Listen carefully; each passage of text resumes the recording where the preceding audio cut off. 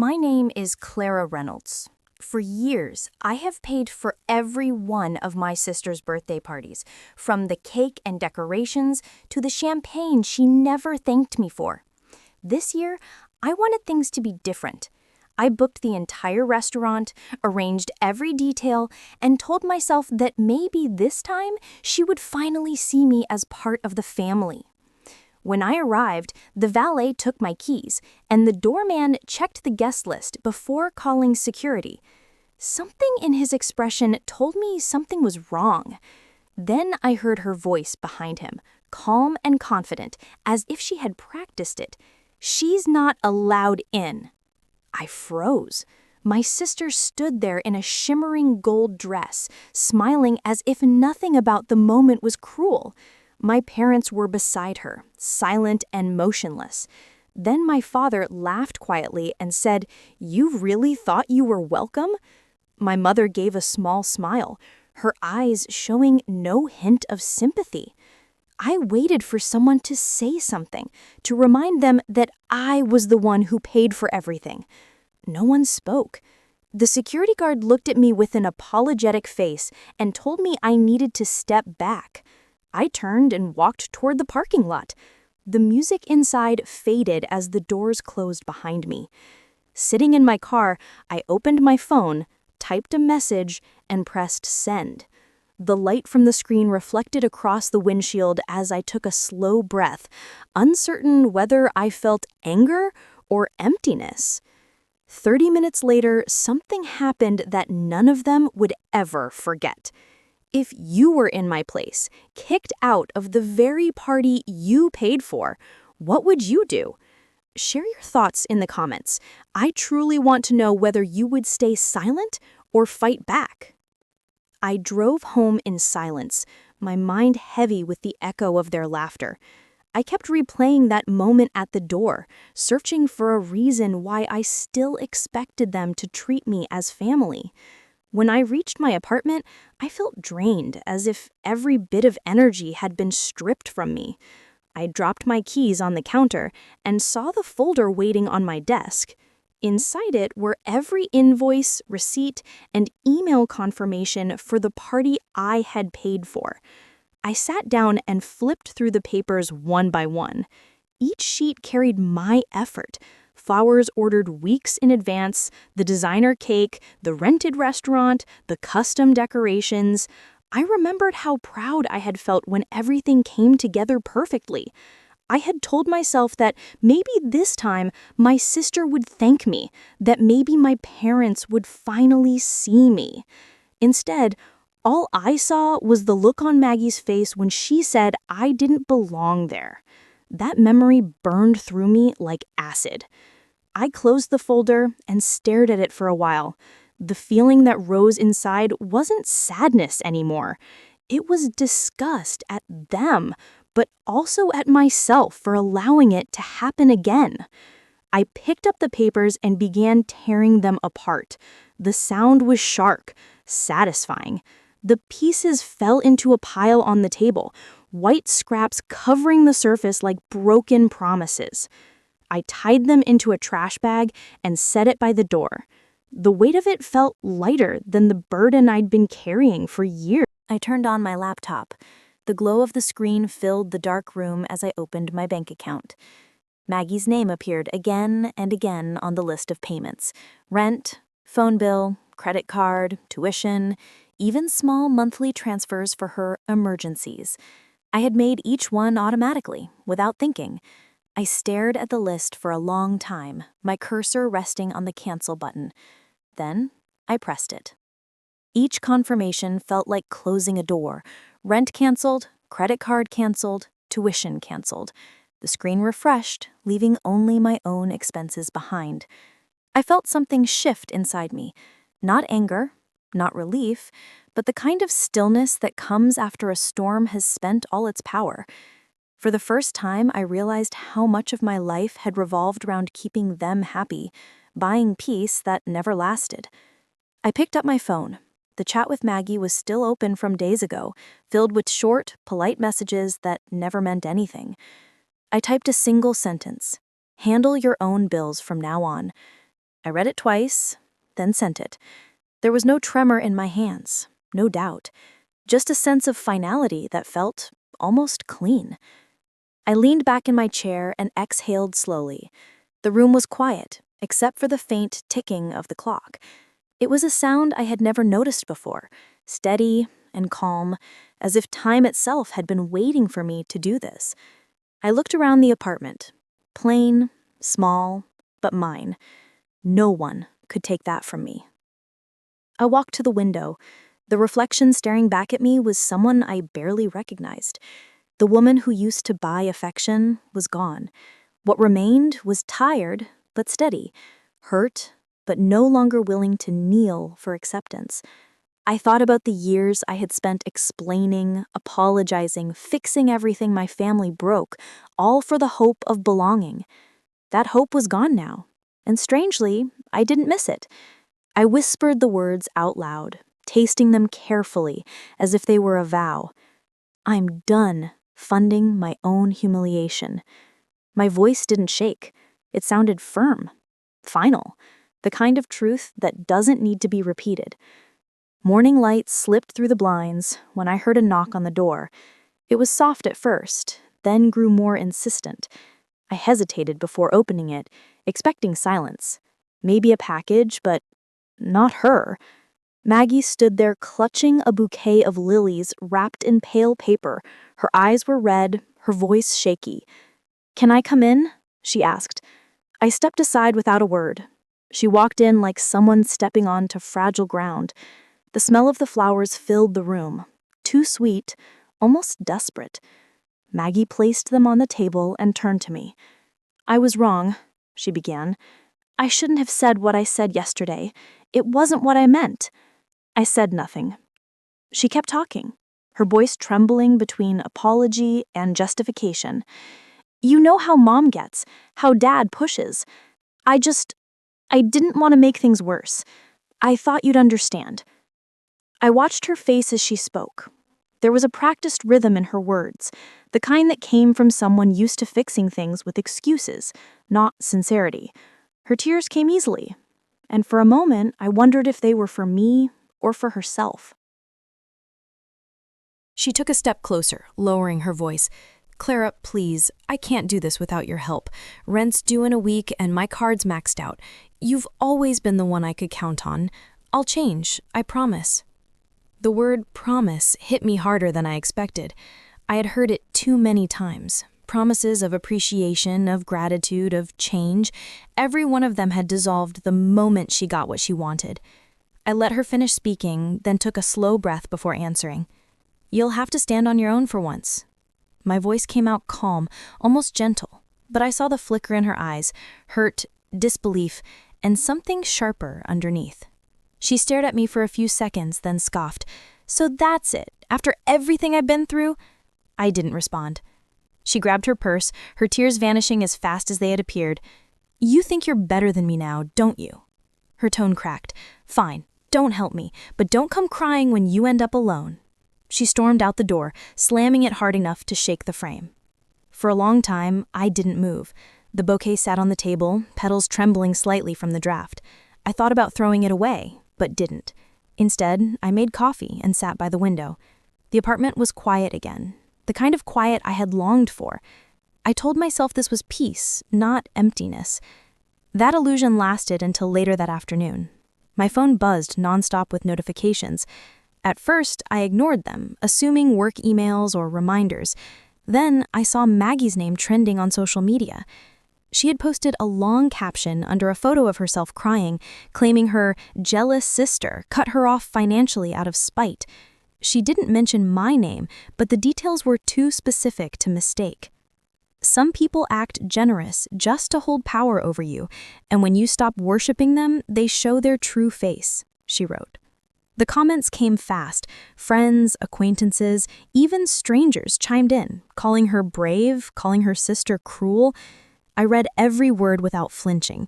For years, I had been her silent benefactor, the invisible hand that kept her life from falling apart.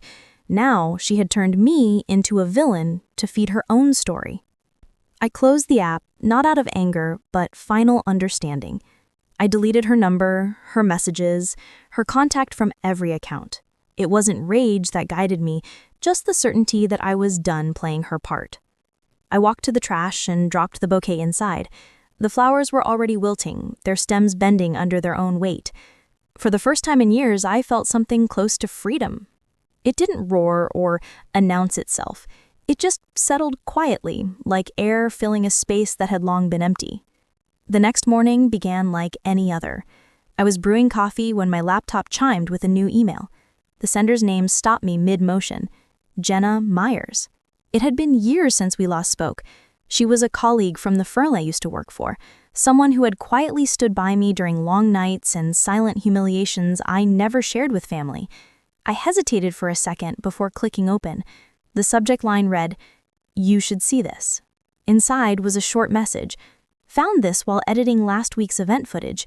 You deserve to know." Below her note was a single video file labeled backstagetaxiraw.mov. My stomach tightened as I pressed play. The screen filled with shaky behind-the-scenes footage, decorators adjusting tablecloths, waiters carrying trays, the soft buzz of conversation before guests arrived. Then I saw her, Maggie, standing near the bar with two friends, laughing, holding a champagne flute. Her voice came through clearly over the background noise. "It's her money anyway," she said, grinning. "She'll pay even if she doesn't come." The words hit me like a physical blow. For a moment I couldn't breathe. The laughter around her felt sharper than glass, each sound cutting deeper than the last. The video continued, showing her giving orders, posing for pictures, smiling for the camera, the perfect hostess of a party I had unknowingly funded for my own humiliation.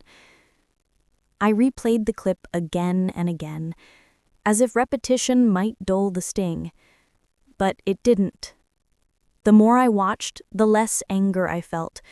What replaced it wasn't calm nor forgiveness, but a vast emptiness.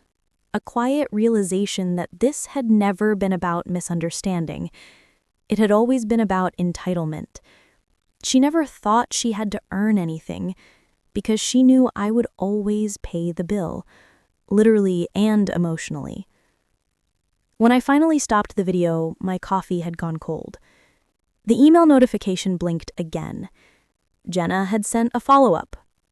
"I remember how proud you were when you told me about the party. You didn't deserve that. You deserved better." For the first time in a long while, someone said something that didn't sound like pity or judgment, just truth. I sat there for several minutes, reading her message over and over. My reflection in the dark screen looked almost unfamiliar. Someone quieter, older, steadier. I clicked download, saving the file into a new folder. Then I printed a still image from the video. Maggie laughing, glass raised midair, the exact moment she mocked me. I slid the photo into a folder labeled "For Later." As the printer hummed, my mind started to clear. Every scene from the past few weeks replayed itself like a puzzle finally aligning. My parents' smiles, her fake apology, the online post, the endless cycle of blame and silence. I had spent my entire life walking away to keep a peace that never existed. Every retreat had been mistaken for weakness. Every silence had been treated like permission. Not this time. I arranged the printed papers neatly, stacked them beside the folder, and closed my laptop. The evidence wasn't just proof of what she said, it was proof of who she really was, and of who I no longer had to be.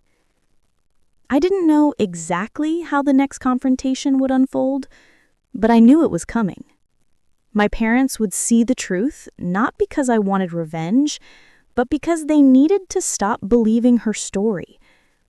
I placed the folder into my bag, zipped it carefully, and stood by the window. The world outside moved on as if nothing had changed.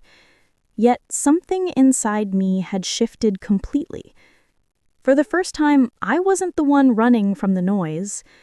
I was ready to face it. I turned off the lights, picked up my keys, and whispered the words I'd waited years to mean. This time, I wasn't walking away. The house looked exactly as I remembered, too clean, too quiet, as if it had been frozen in time. I parked across the street and sat for a moment, watching the lights flicker in the living room window. Inside, I could see my parents sitting together on the couch. The television was on, though neither of them seemed to be watching it. My mother's posture was rigid, my father's expression fixed in that familiar mask of detachment. When I knocked, there was a long pause before the door opened. My mother, Renee, greeted me with a cautious smile. "Clara, we weren't expecting you." Her tone carried the same politeness she reserved for neighbors or distant relatives. I stepped inside without waiting for an invitation. My father, Richard, looked up from the couch but didn't rise. The faint sound of a game show filled the silence between us. I didn't waste words. I set my bag down, pulled out the printed still from the video, and placed it on the coffee table. Then I opened my laptop and pressed play. The recording began. Laughter, clinking glasses, the glitter of the party lights. And then Maggie's voice filled the room. "It's her money anyway. She'll pay even if she doesn't come."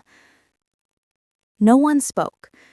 The only sound was the faint hum of the television in the background. Renee shifted in her seat, glancing at my father as if silently asking him to do something. Richard leaned forward, elbows on his knees, staring at the frozen frame of Maggie's smiling face on the screen. "Family issues shouldn't go public," he finally said, his voice low but firm. I looked at him for a moment, trying to read whether it was disappointment or defense I heard in his tone. Outside, the air felt sharper. I walked to my car, the crunch of gravel underfoot, oddly comforting. My phone buzzed in my pocket just as I reached for the door handle. Maggie's name flashed on the screen. I let it ring until the sound faded into silence. Then I switched the phone off. Through the car window, I could still see the glow from the living room. My parents sitting where I'd left them, unchanged, unmoved, and unwilling to see. For the first time, I didn't feel anger, just finality. I started the engine and looked straight ahead. Whatever came next, I would face it alone. And that realization didn't scare me. It felt like freedom. A few days later, I received a message from Noah Bennett, a journalist I hadn't spoken to in years. He used to work with me at the community paper before moving to Denver Weekly. His message was brief. "Saw what's been happening. You deserve to tell your side." I hesitated before replying, unsure if I was ready to share more. But Noah wasn't the type to chase gossip. He always cared about the truth, and that was something I could trust. We met at a small cafe near the university. The conversation started cautiously. He asked how I was doing, and I said I was fine, though we both knew it was a lie. I handed him the folder that had become my armor, the printed receipts, the video still, the statements. He studied each page with quiet focus. "You kept everything," he said softly. I nodded. It was all I had left to defend myself. Noah leaned back, thoughtful. If we frame this as a story about financial manipulation inside families, not naming anyone directly, people will still understand, and you'll have control of the narrative. His words felt like a door opening after a long silence. I agreed. Over the next 2 days, we worked together on the article. I wrote my part as if I were writing to my younger self, the version of me that thought being generous meant being loved. Noah edited with care, trimming sentences but keeping the soul intact. When it was ready, we published it under the headline, "The Price of Family Loyalty." The story spread quickly. By evening, hundreds of comments flooded in, sharing similar experiences. Siblings who drained savings, parents who played favorites, partners who took advantage. People weren't angry. They were relieved. They saw themselves in my story. And yet, as I watched the article climb in views, I realized something was still unfinished. The truth wasn't just mine to hide behind an alias anymore. That night, I opened my phone and created a live stream. No filters, no lighting, just me sitting at my desk. My hands trembled at first, but when the counter showed 200 viewers, then 2,000, something inside me steadied. I'm not here to accuse anyone.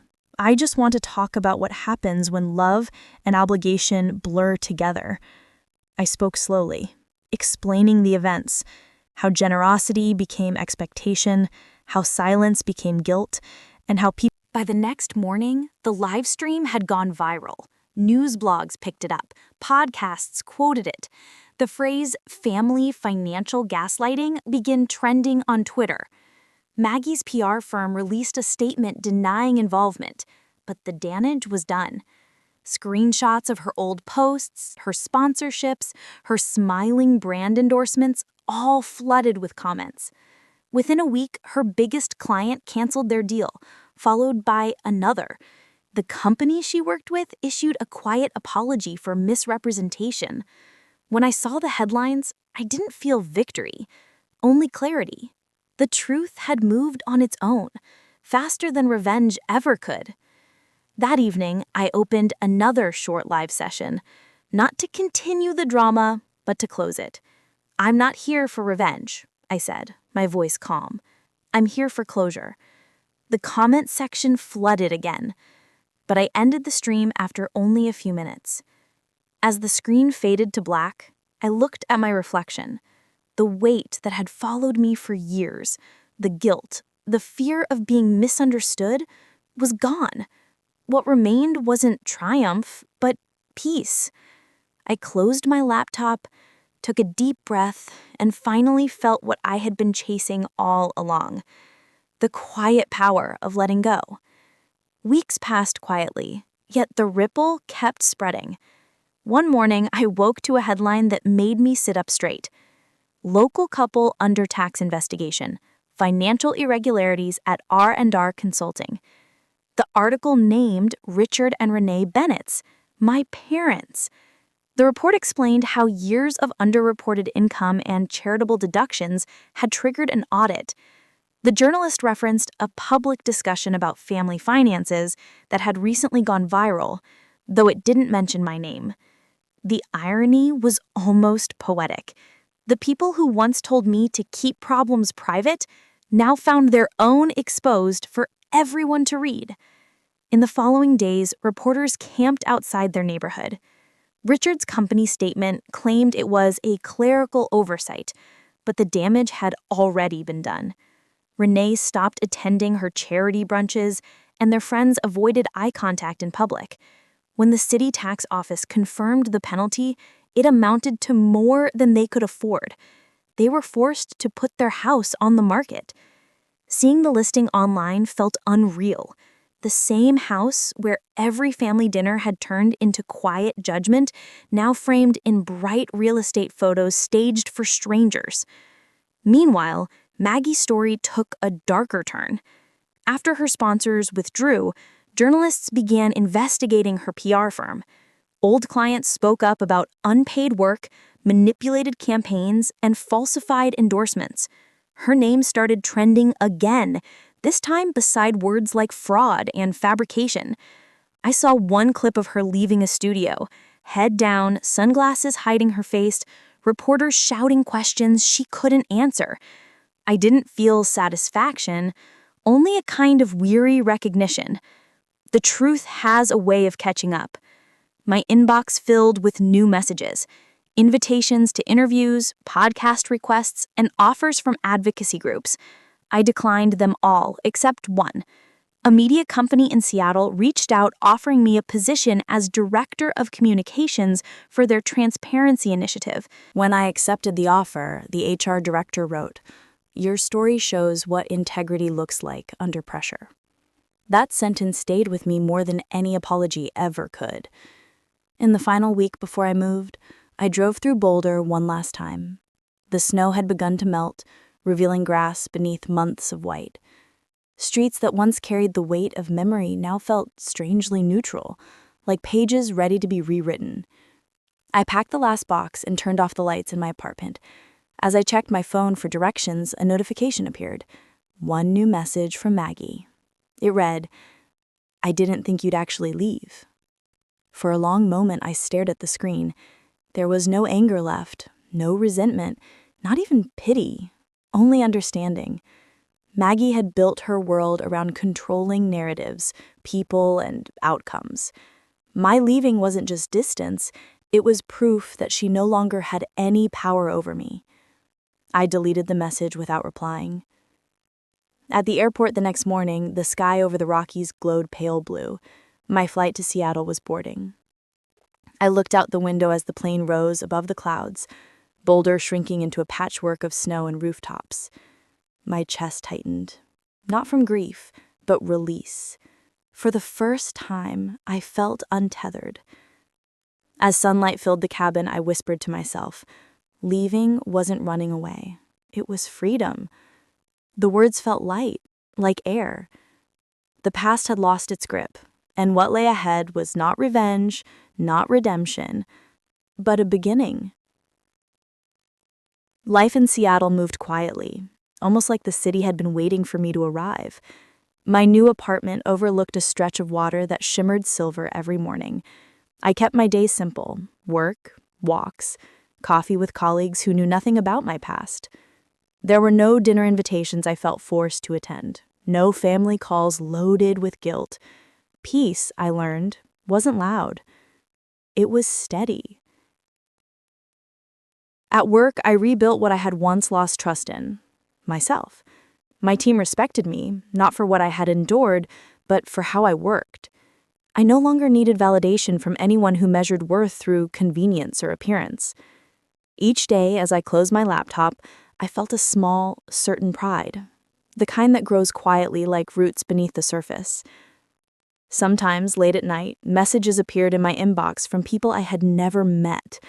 "Your live stream helped me talk to my mother. I finally stood up for myself after watching your story. Thank you for showing that walking away isn't weakness." I read every one of them, sometimes smiling, sometimes crying, always humbled. Their words reminded me that what had once been my shame had become someone else's permission to heal. One evening after work, I opened an old notebook. Between the empty pages, I began to write. Not to document pain, but to record perspective. My pen moved easily, the words forming without hesitation. Family isn't defined by blood, but by respect. I underlined it twice. That sentence felt truer than anything I had ever said aloud. Blood can bind, but respect is what sustains. Without it, even love decays. Weeks later, when my new colleague suggested creating a short talk for the company's social channel, I agreed. Not a retelling, but a reflection. The studio was small, only a single light and a camera. I looked straight ahead and spoke calmly. Thank you for staying until the end. If you ever had to walk away to protect your peace, know this: you made the right choice. My voice didn't shake. For the first time, it sounded like someone who had stopped fighting ghosts. The clip went online that same night. Within hours, messages and comments appeared beneath it. Stories of boundaries, forgiveness, self-worth. I responded to one, then another, until I lost count. Finally, I wrote, "Share your thoughts below. I'll be reading them all." And I meant it. This wasn't about attention anymore. It was about connection, the kind that doesn't ask for anything in return. The next morning, I woke early. The city was still half asleep, the streets wet with last night's rain. I brewed coffee, tied back my hair, and stood by the door of my apartment. For a moment, I listened to the hum of traffic far below, to the quiet pulse of a place that now felt like home. Then I turned the handle and opened the door. Light poured in, golden and soft. It brushed across the floor, the walls, and the edges of everything new. I stepped forward, letting it fill the space around me. There was no need for closure anymore. The story had already found its ending, not in revenge, not in loss, but in understanding. As the sun rose higher, I whispered one final thought to myself, a truth I had learned the hard way, but would never forget. Peace isn't something you find in others. It's something you choose every single day. And with that, I smiled. The door stood open, and for the first time in years, so did I.